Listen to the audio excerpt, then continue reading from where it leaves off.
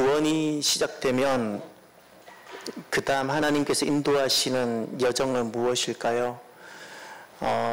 구원은 단번에 이루어지지만 내가 이루어 가야 되는 구원이 있습니다.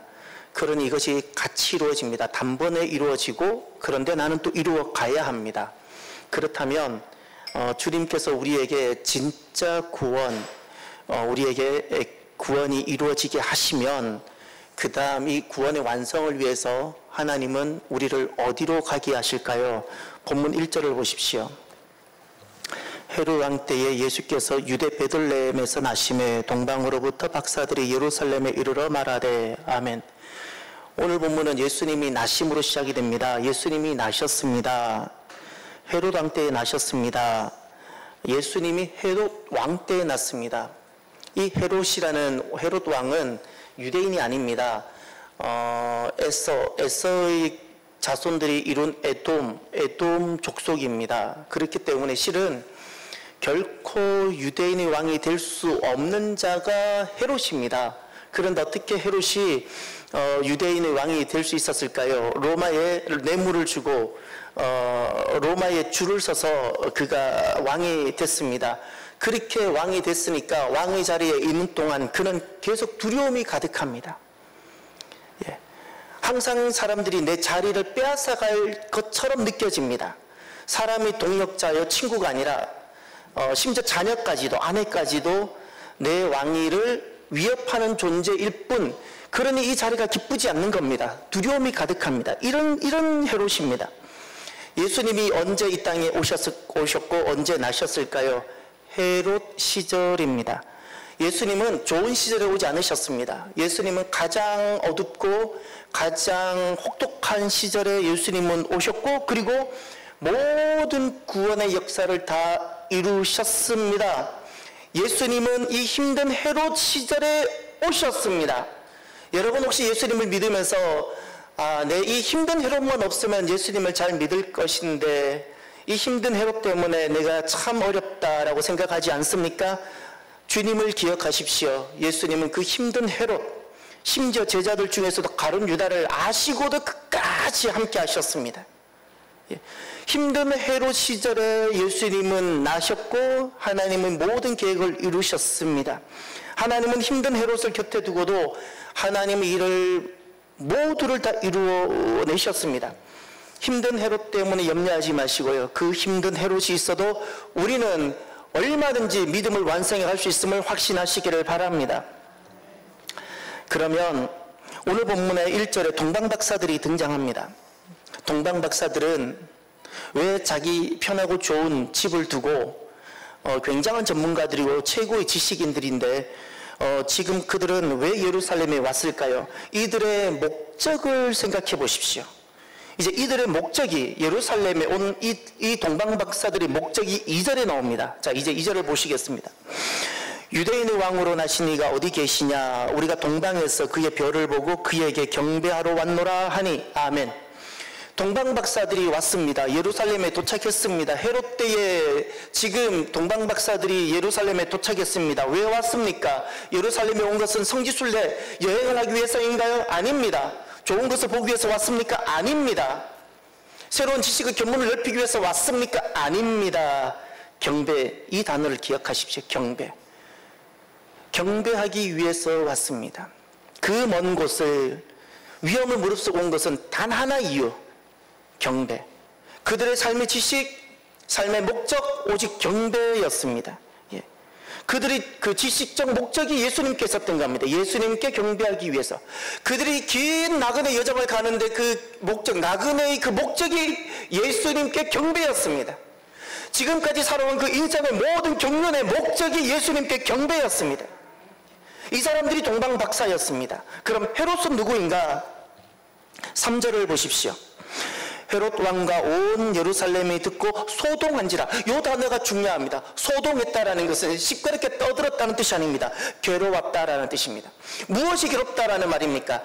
인생의 목적, 삶의 목적, 내 지식의 목적, 재물에 내가 가지고 있는 돈의 목적이 예수님께 두는 것이 어려운 사람, 괴로운 사람을 말합니다. 내 지식의 목적이 예수님을 경배하는 것이 괴로운 사람, 내 재물, 내 물질의 목적을 예수님을 경배하는 데 쓰려고 하는 것이 괴로운 사람, 내 삶의 목적을 예수님께 두는 것이 괴로운 사람이 헤롯입니다. 헤롯. 대제사장과 서기관들은 어떤 사람입니까? 4절부터 6절을 보십시오. 왕이 모든 대제사장과 백성의 서기관들을 모아 그리스도가 어디서 나겠느냐 물으니 이르되 유대 베들레헴이 오니 이는 선지자로 이렇게 기록된 바 또 유대 땅 베들레헴아 너는 유대 고을 중에서 가장 작지 아니하도다. 내게서 한 다스리는 자가 나왔어 내 백성 이스라엘의 목자가 되리라 하였음이니라. 아멘. 대제사장과 서기관들은 누구입니까? 지금 동방박사들은 초신자와 같은 사람들인데 그들은 구원이 시작되고 나서 그들은 삶의 목적, 자신들의 그 전문적인 지식의 목적이 예수님을 경배하기 위해서 됩니다. 그런데 헤롯은 그 경배가 힘들고 괴로운 사람입니다. 그러면 대제사장과 서기관들은 어떤 사람입니까? 이들은 예수님을 너무나도 잘 아는 사람입니다. 성경을 꿰뚫고 있는 사람입니다. 아마 분명히 신앙생활을 오래 했을 것입니다. 오래된 신자들일 것입니다. 그럼에도 불구하고 그들은 예수님을 경배하지는 않습니다. 너무나도 오래된, 누구보다도 교회를 잘 알고 누구보다도 신앙생활이 무엇인지 잘 알고 나가서 교회를 가자라고 말을 하실 수는 있지만 그들은 한 가지는 없습니다. 경배가 없습니다.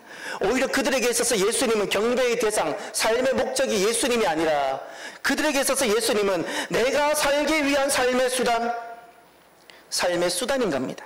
삶의 수단. 여러분들은 예수님이 누구이십니까?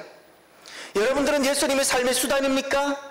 아니면 여러분 예수님을 삶의 목적으로 했을 때 내게 괴로움을 주는 분입니까? 아니면 예수님은 내 인생의 삶의 목적입니까? 경배하는 삶은 세상에서 보면 굉장히 초라하고 작은 것입니다. 예수님을 경배하고 살아간다는 것은 그렇게 어리석어 보입니다. 그런데 시작된 구원은 그 다음 스텝이 무엇인가니 예수님을 경배하는 인생이 되게 합니다. 더 이상 내게 정말 구원이 시작되고 나면 전에는 내 이름을 높이고 싶었는데, 전에는 내가 세상에서 영광을 누리고 싶었는데, 정말 내가 예수님을 딱 만나고 나면 이제는 그런 일이 내게 너무 불편해지고 거북해집니다. 언제 내 인생에 진짜 기쁨을 맛보는가?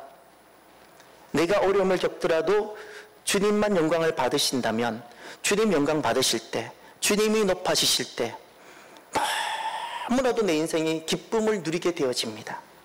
이렇게 삶의 목적이 달라지는 겁니다. 삶의 목적이. 저와 여러분들이 내 삶의 목적, 내 지식의 목적, 지금까지 살아온 모든 인생의 경륜의 목적이 예수님을 경배하는 예수님께 있기를 바랍니다. 7절 8절을 보십시오. 여기에 거짓된 경배가 나옵니다. 거짓된 경배입니다. 이에 헤롯이 가만히 박사들을 불러 별이 나타난 때를 자세히 묻고 베들레헴으로 보내며 이르되 가서 아기에 대하여 자세히 알아보고 찾거든 내게도 고하여 나도 가서 그에게 경배하라. 아멘. 지금 헤롯의 경배가 나옵니다. 지금 헤롯이 7절에 별이 나타난 때를 자세히 묻습니다. 그리고 내가 경배하겠다 말합니다. 지금 헤롯의 경배는 무엇입니까? 헤롯의 실체를 아셔야 됩니다. 헤롯은 어떤 자인가? 헤롯은 죽이는 자입니다. 왜 지금 예수님이 나신 때를 왜 알려고 했습니까? 경배하려고 했습니까? 아니요. 나를 살리고 예수님을 죽이고 싶어서 나타난 때를 물었던 것 뿐입니다. 내가 중요한 사람입니다. 내 자존심은 조금 더 양보하지 못하는 사람, 모든 것을 희생해서라도 나 살리고 싶은 사람, 예수님께는 예수님이 어떻게 되시든 아무런 관심이 없는 사람, 믿음의 역사가 어떻게 되든지 아무런 관심이 없고 나 하나 잘 되기만을 바라는 사람, 이 사람이 헤롯입니다. 이런 사람은 어떤 일이 일어나는가? 이제 헤롯을 보십시오. 헤롯은 많은 유아들을 살해합니다. 죽이는 자였습니다. 헤롯의 아들은 어땠습니까? 헤롯의 아들은 세례요한을 참수했습니다. 헤롯의 손자는 어땠습니까? 헤롯의 손자는 예수님이 12제자 중에 첫 번째 야고보를 첫 번째 목을 쳐서 순교하게 했던 사람이, 목을 친 것이 아니죠, 순교하게 했던 사람이 헤롯의 손자였습니다. 증손자는 무엇했습니까? 사도 바울을 마지막까지 신문했던 사람. 이 집안이 어떤 사람입니까? 살리는 사람이 아닙니다. 구원의 사람이 아닙니다. 죽이는 사람, 믿음을 무너뜨리는 사람, 믿음을 죽이는 사람, 믿음의 역사를 가로막는 사람들. 우리가 살아가면서 반드시 분별하고 우리가 반드시 동조해서는 아니 되는 것이 있는데, 그것은 겉으로는 경배요, 겉으로는 믿음이라 그럴지라도 이것이 믿음을 죽이는 거라는 것은 절대 동조해서는 아니 됩니다. 만약에 헤롯이 내가 예수님을 경배합니다 해서 동조한다면 나도 모르게 예수님을 죽이는 자가 되는 겁니다. 내가 예수님을 죽이는 자가 됩니다. 그렇기 때문에 꼭 명심하셔야 될 것이, 예수님을 죽이는 일엔 동참하지 마십시오. 믿음을 무너뜨리는 데는 결코 동참하지 마십시오. 하나님이 기뻐하지 않습니다. 어떤 이유에서든지 하나님의 역사를 반대하고 하나님의 뜻인 이 말씀을 거스리고 믿음의 역사를, 구원의 역사를 방해하는 일은 어떤 이유에서든지 누구든지 간에 동참하지 마십시오. 그가 누구든지 간에, 그가 헤롯이든지 그가 어떤 사람이든지, 평생 내가 관계해왔던 사람이든지 어떤 사람이든지 믿음의 역사를 부정하거나 믿음의 역사를 죽이는 사람과는 결코 동조하지 마십시오. 그러는 순간 나는 하나님을 등지게 됩니다. 구원의 역사가 멈추게 됩니다.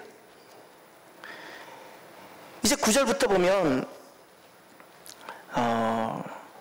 하나님을 경배할 때 하나님의 놀라운 인도하심이 나옵니다.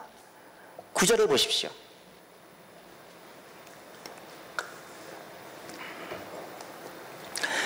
박사들이 왕의 말을 듣고 갈새 동방에서 보던 그 별이 문득 앞서 인도하여 가다가 악에 있는 곳 위에 머물러서 있는지라. 아멘. 여기 지금 왕의 말을 듣고 가지요. 잘 보셔야 됩니다. 말씀을. 왕의 말을 듣고 가는데 누가 다시 인도하죠? 별이 다시 인도하지요. 그리고 별이 어디에 서게 됩니까? 예수님이 있는 곳 위에 머물러 서게 됩니다. 예. 지금 박사들은 헤롯의 지시를 받았고 헤롯의 그 음모가 있는지 어쩌면 잘 모르는 가운데 가게 될 수도 있었습니다. 그럼에도 불구하고 동방 박사의 그 모든 지식과 이번 이 여정의 목적이 어디에 있었습니까? 오직 예수님의 경배에 있었습니다. 오직 예수님께 경배에 있으니까 이 동방 박사들은 헤롯의 의중을 다 알지 못함에도 불구하고 헤롯의 그 말을 듣고 출발했지만 하나님은 그들을 다시 인도하셔서 방향을 돌리십니다. 할렐루야. 하나님은 왜 이렇게 방향을 돌리셨습니까? 오직 예수님께만 경배하고자 하는 그 중심을 보시고, 헤롯의 이야기를 듣고 출발했지만 하나님은 그들을 다시금 인도하십니다. 예, 경배가 목적인 사람입니다. 동방 박사는 경배가 목적인 사람. 예. 하나님은 정확하게 그들을 다시금 인도하십니다. 그들이 머물러야 하는 곳, 그들이 서야 되는 곳에 경배가 목적인 사람은 하나님은 정확하게 인도하십니다. 잊지 마십시오. 동방 박사가 안 넘어지고 안 자빠진 것은 그들이 똑똑하거나 탁월했기 때문이 아닙니다. 그들에게 하나님을 경배하고자 하는 그 하나 때문에 하나님이 지키신 줄 믿으시기를 바랍니다. 하나님이 지키셨기 때문에 동방 박사가 예수님께 이르렀던 거예요. 동방 박사가 예수님을 만난 겁니다. 동방 박사에게는 딱 한 가지였었어요. 그들은 경험을 목적이 아니었어요. 영화가 목적이 아니었습니다. 그래서만 헤롯의 손을 잡았어야 됩니다. 내 이름을 높이고 영화가 목적이었다면 헤롯의 손을 잡았을 텐데, 헤롯을 만났음에도 불구하고 그들은 여전히 그들의 삶의 목적, 지식의 목적, 경륜의 목적이 경배에 있었습니다. 경배에 있었습니다. 그랬더니 하나님께서는 헤롯을 넘어 예수님께 이르게 하셨습니다. 오늘 저와 여러분들은 희미한 그 예수님의 음성, 별처럼 인도하시는 예수님의 음성을 날마다 새벽마다 주어지는 그 예수님의 음성, 하나님의 음성을 듣고 세미한 음성을 듣고 따르는 사람입니까? 아니면 헤롯처럼 실력 있고 전문가요, 어떻게 세상에 권력 있어 보이는 사람들을 손 붙잡고 가는 그 사람들을 의지하고 가는 사람입니까? 날마다 별처럼 다가오셔서 그 별의 인도함이라는 것이 굉장히 모호할 수 있을 것 같은데 그 하나님의 인도하심을 따라가는 오늘날 동방박사들이 되기를 바랍니다. 끝으로 동방박사 경배를 한번 보시길 바랍니다. 세 가지, 동방박사 경배는 세 가지가 있습니다. 이 경배가 있기를 바랍니다. 이것이 진짜 경배입니다. 동방박사의 경배가 어떤 요소가 있는가? 첫 번째 10절을 보십시오. 그들이 별을 보고 매우 크게 기뻐하고 기뻐하더라. 아멘. 매우 크게 기뻐하고 기뻐하였더라. 동방박사의 첫 번째 경배, 예수님을 경배하는 것이 가장 인생의 큰 기쁨이었던 것입니다. 가장 큰 기쁨. 내 자녀가 태어나는 것도 아니고 사업이 잘 되는 것도 아니었고 헤롯을 만나는 것도 아니었고 무사히 예루살렘에 도착한 것도 아니었고 내 계획대로 성취된 것도 아니고 하나님 기도 응답도 아니었고 내 인생의 가장 큰 기쁨은 예수님을 만난 것. 이것이 경배입니다. 가장 큰 기쁨. 예수님 외에는 다른 아무것도 없습니다. 가장 큰 기쁨. 이것이 동방박사의 경배이고 두 번째 11절 상반절을 보십시오. 집에 들어가 아기와 그의 어머니 마리아가 함께 있는 것을 보고 엎드려 아기께 경배하고 아멘. 지금 그 집에 들어갔을 때 누가 있었는가 하니 요셉과 마리아가 있었습니다. 그럼에도 불구하고 이 동방박사는 누구에게 엎드려 경배했습니까? 예수님. 다시 말해서 두 번째는 이들은 오직 예수님 경배하는 그 자체가 목적입니다. 요셉과 마리아에게 무릎을 꿇지 않았습니다. 요셉과 마리아를 경배하지 않았습니다. 요셉과 마리아를 높이지 않았습니다. 요셉과 마리아가 눈앞에 있었음에도 불구하고 요셉과 마리아는 거들떠 보지도 않았습니다. 그들은 아기 예수님께 경배를 했습니다. 여기서 너무나도 중요한 것이 하나 있는데 지금 동방박사가 그들의 기도 제목에 응답을 받았습니까? 몸이 아팠는데 예수님이 치유라도 해주셨습니까? 예수님을 통해서 사업이 잘 됐습니까?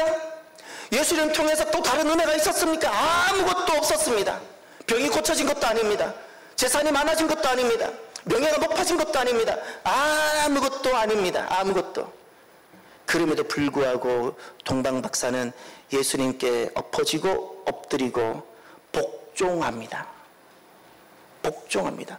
동방박사는 떡고물 때문에 예수님께 나온 것 아닙니다. 병이 고쳐졌기 때문에 나온 것도 아니고 병 고쳐달라고도 나온 것도 아닙니다. 떡고물 때문에 나오지 않았습니다. 떡고물 때문에. 동방박사는 예수님께 드리는 경배 자체가 목적인 사람입니다. 이것이 동방박사의 경배입니다. 동방박사는 경배가 목적인 사람입니다. 경배가 목적. 세 번째, 동방박사의 경배를 보십시오. 11절 하반절. 보배압을 열어 황금과 유향과 모략을 예물로 드리니라. 아멘. 보배압을 열어서 황금, 예수님의 왕되심을 뜻하고 그 왕되심의 나를 고백하고 드리는 내 믿음을 뜻합니다. 유향, 모략은 예수님의 그 십자가의 죽으심과 부활을 뜻합니다. 예물로 드렸습니다. 예물로 드렸습니다. 세 번째, 동방박사의 경배의 특징은 무엇입니까? 지금 예물로 드린다라고 이야기하고 있습니다. 여기서 의미하는 예물은 결국 무엇일까요? 왜 동방박사가 예물을 드렸습니까? 예물 없이 그냥 엎드려 고개 숙이면 경배가 되지 않습니까? 얼마든지 경배가 됩니다. 목자들은 빈손으로 와서 예수님을 엎드려 경배했는데도 예수님은 그 경배를 인정해 주셨습니다. 그런데 동방박사가 지금 오늘 예물을 드리는 것은 무엇을 의미합니까? 무엇을 의미합니까? 이 예물이 뜻하는 바는 내 헌신을 뜻합니다. 내가 이제 죽어지더라도 예수님만을 왕으로 섬기겠다는 내 신앙 고백이 예물로 나타나는 겁니다. 나를 아끼는 사람은 절대 예물을 드리질 못합니다. 나를 아끼는 사람, 아까운 사람들은 절대 예물을 드리질 못합니다. 누가 주님께 경배 때 예물을 드리는가? 주님만으로 족하고 내가 주님 때문에 나는 죽어줘도 괜찮습니다 라고 고백하는 사람만 예물을 드립니다. 예물을 드립니다. 성전에 나올 때 입장권으로 가져오지 마십시오. 하나님을 비참하게 만들지 마십시오. 극장에 가든지 식당 가면 우리 입장권을 내지요. 성전에 나올 때 입장권을 아예 하지 마십시오. 하나님 받지도 않습니다. 받지도 않습니다. 예물이라는 것은 단 1,000원이든 10,000원이든 금액을 떠나서 무엇이 내 신앙 고백이 되어져야 되는 거니? 이제는 내가 죽어지더라도 주님만을 경배합니다. 나는 주님뿐입니다. 내 인생의 목적은, 내 지금까지 살았던 지식의 목적은, 전에는 내가 높아지고 돈을 많이 모으는 데 있었지만, 전에는 내가 고쳐지고 내가 주님 때문에 잘 되는 것에 목적이 있었지만, 이제는 오직 내가 주님만 경배하는데 내 삶의 목적이 있습니다. 내가 죽어져도 괜찮습니다. 전에는 내가 교회에서 내가 높아지지 않으면 내가 속상하고 내가 자존심 상했는데 내가 높아지든 아니든 상관없습니다. 주님만 경배하겠습니다. 고백할 때 가능한 것이 예물입니다. 진짜 예물 있기를 바랍니다. 진짜 예물 있기를 바랍니다. 이것이 경배입니다. 이것이 경배.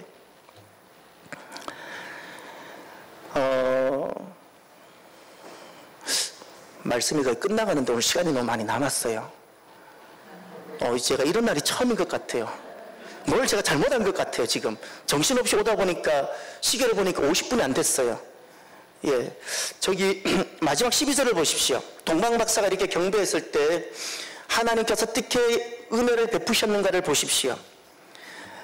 그들은 꿈에 헤롯에게로 돌아가지 말라 지시하심을 받아 다른 길로 고국에 돌아가니라. 아멘.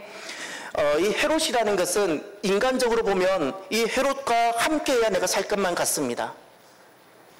헤롯을 떠난다는 것은 굉장히 무모하고 어리석어 보이는 어떤 것입니다. 가장 실력 있는 사람이고 헤롯의 날개 아래 내가 거하고 싶은 것입니다. 그런데 주님께서는 헤롯에게로 돌아가지 말라 말씀합니다.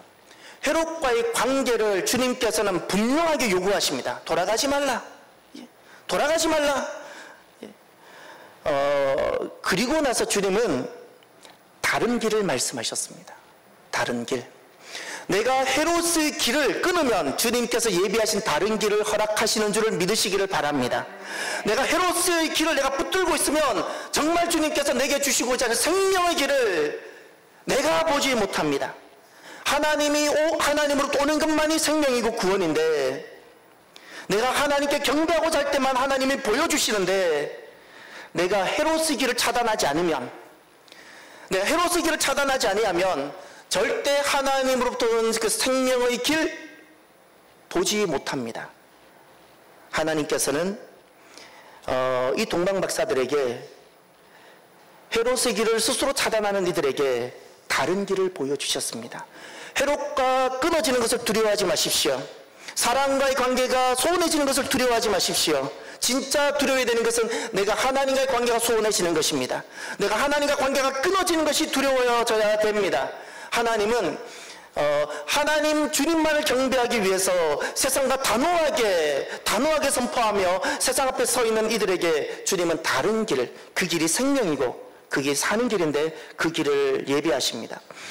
이제 말씀을 마무리하면서 저와 여러분 오늘 말씀을 통해서 우리도 한 가지만 돌아봅시다. 여러분은 왜 사십니까? 저에게도 마찬가지입니다. 여러분은 왜 직분을 받으셨습니까? 여러분 오늘 교회를 왜 나왔습니까? 여러분이 가지고 있는 지식은 무엇을 위해 사용되고 있습니까? 여러분이 가지고 있는 그 모든 재물과 여러분이 가지고 있는 건강은 무엇을 위해 사용되고 있습니까? 경배입니까? 경배기를 바랍니다. 경배기를 바랍니다. 이것만이 구원이 시작된 사람들이 건강하게 가고 있는 바로 그 모습입니다. 눈을 감으시길 바랍니다.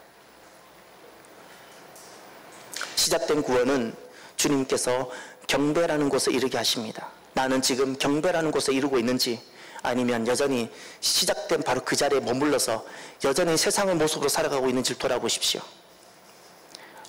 내가 살아가는 삶의 목적을 생각하십시오. 진짜 경배입니까? 진짜 경배입니까? 진짜 경배가 삶의 목적이 아니라면 나는 여전히 시작에서 머물러 있을 뿐입니다. 내 모습을 돌아보십시오. 내 안에 헤롯이 어떤 헤롯이 있는지, 내 안에 어떤 대제사장과 서기관이 있는지 낱낱이 고백하시고 오늘 진짜 삶의 목적이 경배였던 동방박사의 자리로 돌아오시길 바랍니다. 함께 결단하며 기도합니다.